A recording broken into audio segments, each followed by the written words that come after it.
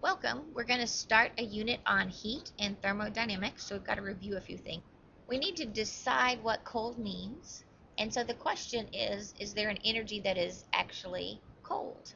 And so we're going to look at where the energy is, and we usually associate energy with heat, and so we're going to keep looking at that. So we're going to follow it, and we find that the heat is a better descriptor because then absence of heat will give you that cold temperature. We're going to use the variable Q for heat, and our definition is the flow of thermal energy from one object to another. And here are two examples.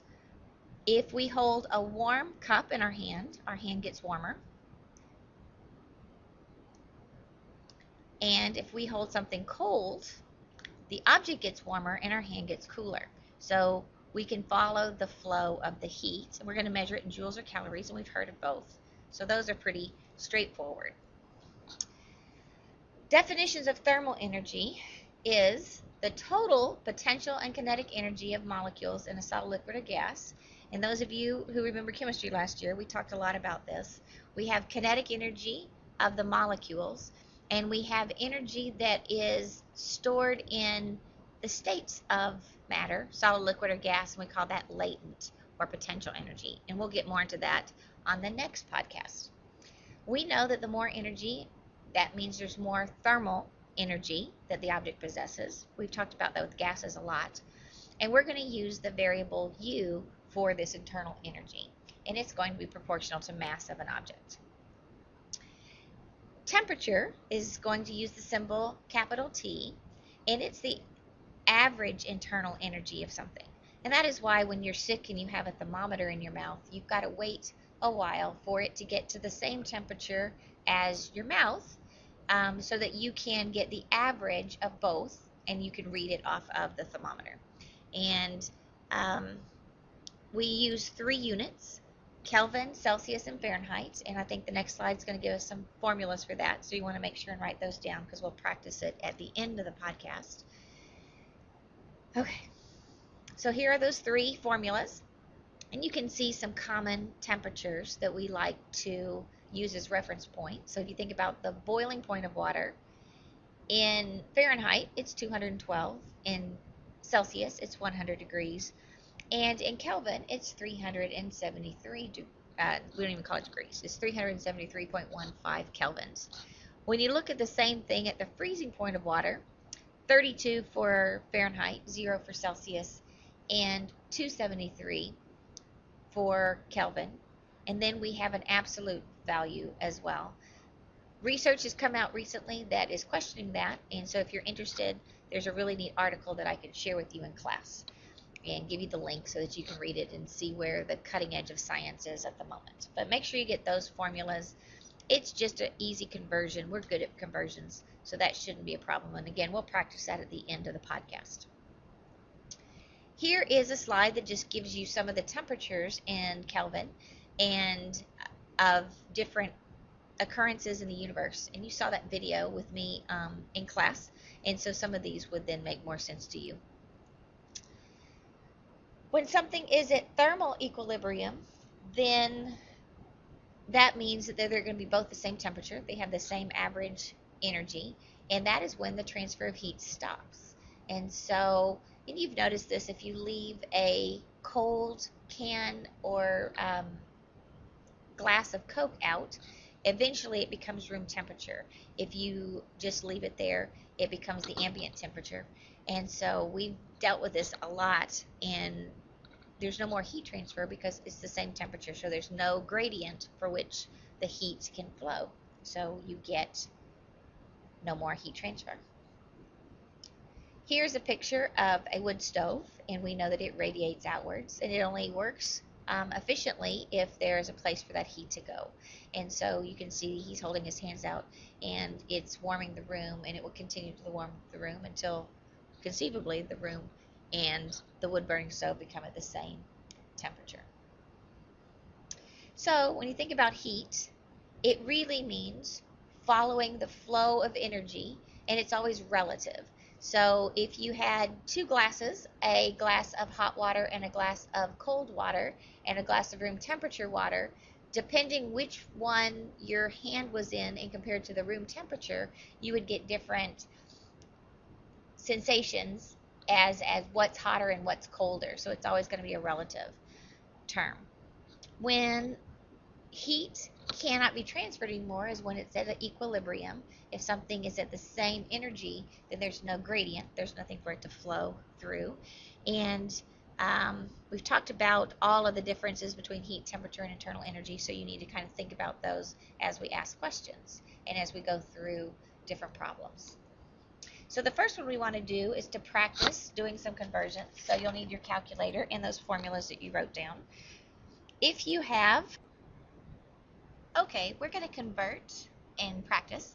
So if I want to figure out degrees Celsius, I'm going to use the formula of Fahrenheit minus 32 times 5/9, and I'll plug my number in. So 45 minus 32 times 5/9 is going to give me 7.2 degrees Celsius. And then to take it on to Kelvin, I know that Kelvin is whatever my degree Celsius is plus 273, and that will give me 280.22 Kelvin. So pretty straightforward and easy to do. I can do the same thing if I go the other way. So if I want to get to Celsius from Kelvin, I'm going to use the reverse of the formula I just had. So I'm going to take my Kelvin and I'm going to minus 273 to get to my degrees Celsius. And I get negative 73.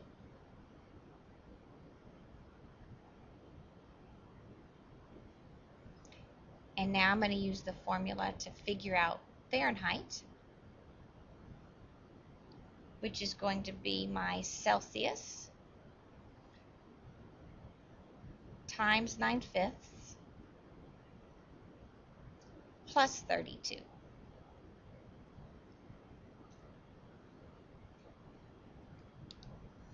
And it will give me negative 99.4 degrees Fahrenheit. So just try it a couple times. We're going to practice more in class as well. If you have any questions, you can ask then. The next thing we're going to talk about is heat and work. And so we're going to go back to that conservation of energy. On the video, when we were watching about astronomy, they talked a lot about how energy is conserved in the universe, and it only can change forms. And we talked about that a lot in chemistry with math, conservation of mass. It was on all of your tests. And then also we talked about conservation of energy. And Einstein linked those two with his famous formula E equals mc squared. So we are used to thinking of this. We just need to be able to apply it. So if you have your book or if you have the online textbook, you can go to page 370, and this is question 2, and I rewrote it for you so that we'd have all that information. And we're going to work through it and decide what we need and what we're going to put where so that we can follow the energy. So we know from the problem that we have a sledgehammer, and the mass of the sledgehammer is 2.5 kilograms. And we know that the speed of the sledgehammer as well is going to be